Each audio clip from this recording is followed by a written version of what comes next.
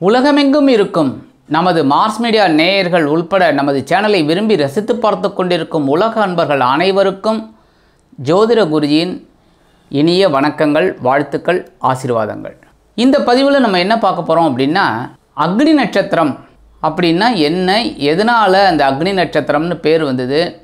இந்த அக்னி நட்சத்திரத்துக்கு கத்திரி வெயில்னும் பேர். அதாவது சூரிய பகவான் இந்த மேஷ ராசியிலையும் ரிஷப ராசியிலையும் இருக்கிற காலம். இந்த அக்னி நட்சத்திரம் சாதாரணமாக 21 நாட்கள் கணக்கிடப்படுது. ஆனால் நம்ம இதில் பார்த்தீங்கன்னா மே மாதம் 4ஆம் தேதி தொடங்கி மே மாதம் 28ஆம் தேதி வரைக்கும் 24 நாட்கள் அங்கே கத்திரி வெயில் இருக்குது. இந்த அக்னி நட்சத்திரம் எப்படி உருவானது இந்த வரலாறு அப்படின்னு பார்த்திங்கன்னா, ஒரு சமயம் பகவான் கிருஷ்ணரும் அர்ஜுனரும் யமுனை நதி கரையில் ஸ்நானம் பண்ணிவிட்டு, அதாவது குளிச்சுட்டு கரையேறி வராங்க. அப்போ அந்தனர் வேஷத்தில் அக்னி பகவான் வந்து யாச்சகம் கேட்குறார். என்ன அப்படின்னா, இந்த மாதிரி எனக்கு ஹெல்ப் பண்ணணும் அப்படிங்கிறார், உதவி கண்டிப்பாக பண்ணணும். கிருஷ்ணருக்கு தெரிஞ்சிடுறது வந்திருக்கிறது அக்னி பகவான் தான். அக்னி பகவானே உனக்கு என்ன பிரச்சனை, ஏன் நீ இந்த வேஷத்தில் வர, தாராளமாக நீ என்கிட்ட கேட்கலாம் உதவி அப்படின்னு. சரி, இல்லை ஒரு சமயம் 12 வருடங்களாக ஸ்வேதகி அப்படிங்கிற ஒரு மன்னருக்காக துர்வாச முனிவர் யாகம் நடத்தின்னு இருக்கார். அதுக்கு பேர் ஸ்வேதகி யாகம். அந்த யாகம் 12 வருஷம் நடந்துட்டுருக்கு. எப்போவுமே ஒரு யாகம் ஹோமம் அப்படின்னாலே அக்னி பகவானுக்கு ஆகுதி கொடுக்கறது தான் ரொம்ப விசேஷம். அக்னி பகவானை தான் முதல்ல கூப்பிட்டு அவருக்கு ஆகுதி கொடுக்கறது தான் ரொம்ப ஸ்ரத்தை. அந்த வகையில் இந்த அக்னி பகவானுக்கு 12 வருஷங்களாக நெய் வந்து ஆகுதி கொடுத்துட்டே இருக்காங்க. தொடர்ந்து யாகம் துர்வாச முனிவர் பண்ணிட்டுருக்கார். அதனால் என்ன ஆறுது அப்படின்னா, இந்த அக்னி பகவான் ஃபுல்லாகவே நெய்யை உண்டு சாப்பிட்டு மந்த நோய் தாக்கிடுறது. அதுக்காக தான் சொல்லுவார், ஆணைக்கு ஒரு காலம் வந்தால் பூனைக்கு ஒரு காலம் வரும்னு. அது என்னென்னா, சில பேர் நினைக்கிறாங்க ஆணைன்னா பெரிய உருவம், அதுக்கு ஒரு காலம் வந்ததுன்னா பூனை சின்ன உருவம், அதுக்கு கூட ஒரு காலம் வரும் அப்படின்னு. அதாவது இந்த இடத்துல என்னென்னா, நெய்னா ஆனா பசு, பசுவோட நெய் 40 வருஷம் வரைக்கும் நம்ம சாப்பிட்ணும். 40 வயசு வரைக்கும் நம்ம நெய் சாப்பிட்ணும். ஆவின் நெய், பசுவோட நெய் சாப்பிட்ணும். அதுக்கப்புறம் என்னென்னா பூ நெய் அப்படின்னா என்னென்னா தேன் சாப்பிட்ணும். அதுக்காக தான் ஆயுர்வேதத்திலலாம் பார்த்திங்கன்னா தேன் கலந்து தான் வந்து லேகியமே பண்ணுவாள். தேன் கண்டிப்பாக மஸ்ட்டு. நெய்யும் இருக்கும், அதே சமயம் தேன் நிறையா இருக்கும். அதனால தான் சொல்கிறது, நெய்க்கு ஒரு காலம் வந்தால் பூ நெய்க்கு ஒரு காலம் வரும் அப்படின்னு. அந்த வகையில் இந்த நெய் சாப்பிட்டு இந்த அக்னி பகவானுக்கு மந்த நோய் தாக்கிடுறது. அதுக்கு ஏதாவது ஒரு மூலிகை வனத்தை கபலீகரம் பண்ணால் தான் நல்லது அப்படின்ட்டு காண்டவ வனத்துக்கு வரார். காண்டவ வனத்துக்கு வந்து காண்டவ வனத்தில் இருக்கிற மூலிகைகள்லாம் அழிக்கிறதுக்கு வரார். ஆனால் இந்த காண்டவ வனம் யாரோட கட்டுப்பாட்டில் இருக்குன்னா இந்திரன். அதனால் அது ரொம்ப ரம்மியமான ஒரு வனம். சாதாரணமாக வனத்தை அழிக்கிறது தப்பு. அந்த வனத்தை பாதுகாக்கிறதுக்காக மழையை பொழிவிச்சு அக்னியை சாப்பிட விடாமையே பண்ணிடுறார்.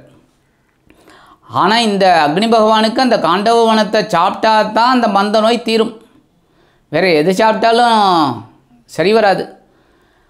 அதனால் அந்த உதவி கேட்டு அர்ஜுனன்ட்டையும் கிருஷ்ணன்ட்டையும் வந்து கேட்குறார், இந்த மாதிரி எனக்கு இந்த உதவியை நீங்கள் பண்ணணும் அப்படின்னு. சரிப்பா, இப்போ தேவேந்திரன் வந்து மழையை பொழிவிக்கும் போது அந்த மழையை தடுக்கிறதுக்கு எங்களுக்கு ஒரு வில், அம்பு இதெல்லாம் வேணுமே, நாங்கள் எங்கே போகிறது அப்படிங்கிறார். இதெல்லாம் பகவான் கிருஷ்ணரோட லீலை. ஏன்னா இந்த அர்ஜுன பகவானுக்கு இந்த கிருஷ்ண பகவானால் ஒரு காரியமாகணும். என்னென்னா, அந்த காண்டீபம்ங்கிற வில் வந்து அர்ஜுனனுக்கு வரணும். நரநாராயணன் தானே கிருஷ்ண அர்ஜுனன். அதனால் சொன்னோன்னே அக்னி பகவான் காண்டீபத்தை நான் தரேன் அப்படின்னு சொல்லி காண்டீபமும் அம்புரா துணியும் கொடுத்து வில் எல்லாமே தரார். எல்லாமே கொடுத்த உடனே சரி நான் இந்த மழை வராமல் நாங்கள் பார்த்துக்குறோம், நீ கேரியான் போய் சாப்பிடு. எவ்வளோ நாள் சாப்பிடுவேன்னு கேட்குறாரு. ஏன்னா அதுக்காக உட்காந்துட்டே இருக்க முடியுமா? இல்லை சுவாமி, 21 நாள் நான் சாப்பிடுவேன் அப்படிங்கிறார். அந்த 21 நாள் என்ன பண்ணுவேன் நீ அப்படின்னா, 7 நாள் நான் அந்த மூலிகைகள்லாம் சாப்பிடுவேன். அடுத்த 7ஆவது நாள் காட்டில் இருக்கிற பெரிய பெரிய மரங்களை சாப்பிடுவேன், என்னோடய தீ நாக்களை. அடுத்தது கொஞ்சம் கொஞ்சமாக நான் குறைச்சிப்பேன் அடுத்த 7 நாள் அப்படிங்கிறார். சரி ஓகே, நீ போ, நீ நடத்து அப்படிங்கிறார். அக்னி பகவானும் காண்டவவனத்துக்குள்ளே பூந்து கபலீகரம் பண்ணுறார் மூலிகைகள் எல்லாம். தேவேந்திரனுக்கு கோவம் வந்துடுது, மழையை பொழிவிக்கிறார். உடனே கிருஷ்ணரும் அர்ஜுனரும் சேர்ந்து அதுக்கு ஒரு பெரிய சாரலை இது பண்ணி மழையே வராத மாதிரி தடுத்துடுறார். மழை ஒரு சொட்டு கூட இந்த வனத்தில் விழலை.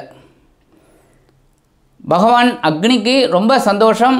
நல்லபடியாக அந்த 7 நாட்கள் மூலிகைகளை நல்லா சாப்பிட்றார். ஓரளவுக்கு மந்த நோய் கொஞ்சம் குறையிறது. அடுத்து பெரிய பெரிய மரங்களெல்லாம் சாப்பிட்றார். பெரிய பெரிய மரங்கள் நல்ல கபலீகரம் பண்ணின்னு இருக்கார். அடுத்த 7ஆம் நாள் அதுக்கு அடுத்தது கொஞ்சம் கொஞ்சமாக குறைச்சிக்கிறார்.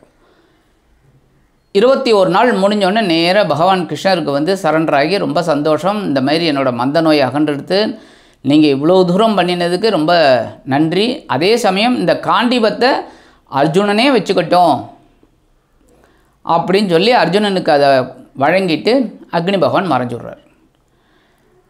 அந்த வகையில் இந்த வெயில் கூட பார்த்தீங்கன்னா முதல் 7 நாள் சாதாரணமாக இருக்கும்.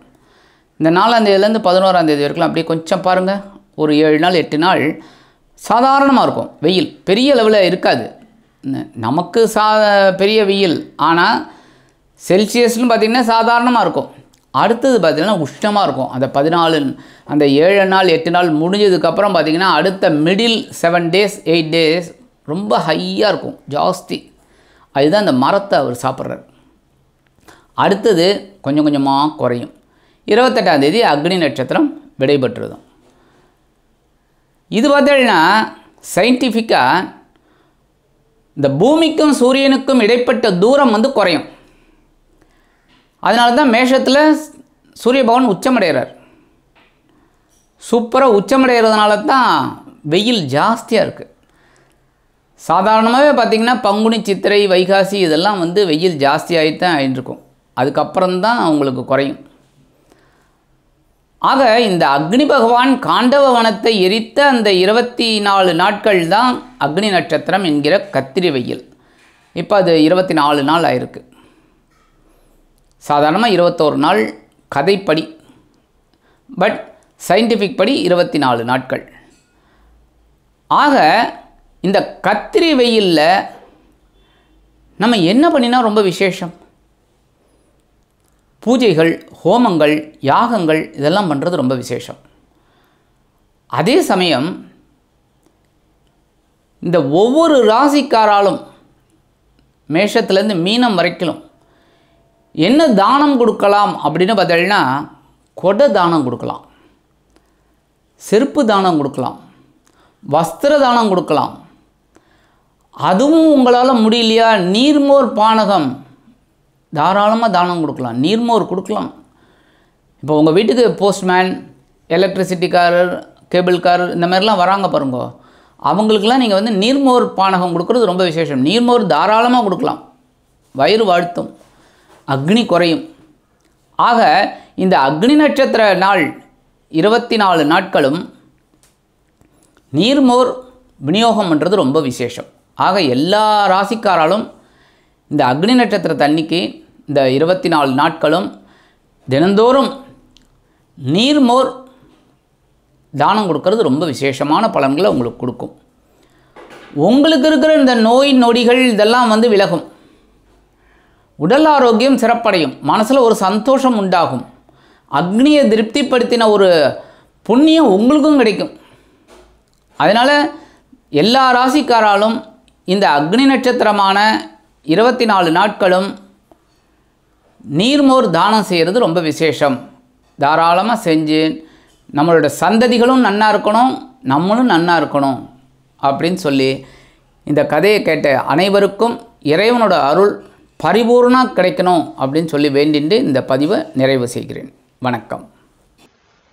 இந்த சேனல் உங்களுக்கு பிடிச்சிருந்தா மறக்காம சப்ஸ்கிரைப் பண்ணுங்க, ஷேர் பண்ணுங்க, லைக் பண்ணுங்க, கமெண்ட் பண்ணுங்க.